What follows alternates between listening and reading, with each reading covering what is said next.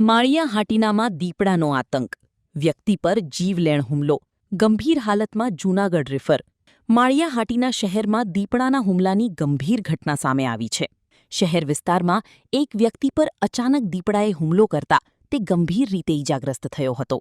સ્થાનિક લોકોએ ઈજાગ્રસ્તને તાત્કાલિક માળિયા હાટિયા સિવિલ હોસ્પિટલમાં ખસેડ્યો હતો. પ્રાથમિક સારવાર બાદ હાલત ગંભીર હોવાથી વધુ સારવાર માટે તેમને જૂનાગઢ સિવિલ હોસ્પિટલમાં રિફર કરવામાં આવ્યા છે. રિપોર્ટર પ્રતાપ સિસોદિયા, માળિયા હાટીના.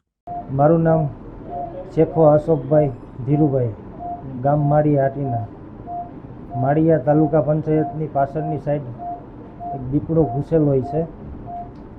ત્યાં દિવાલ ઉપર બાઇટ કરી લીધી, હાથમાં નોર મારી લીધો, ત્યાં નીચે પડી ગયો અને પગમાં ફ્રેક્ચર થઈ ગયું.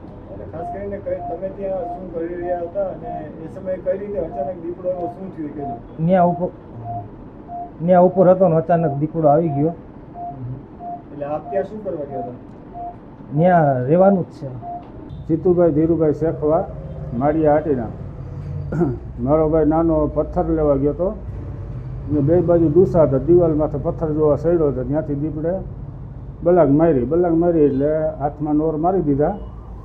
ને અત્યારે અમે જૂનાગઢ આવ્યા ને એને હારા નોક પડી ગયો ને પગમાં બહુ લાગેલું છે.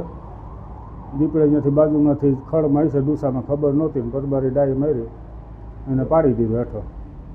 બનાવ જ્યારે બન્યો ત્યારે ફોરેસ્ટ કોઈ હતું? ફોરેસ્ટવાળા બધા હતા.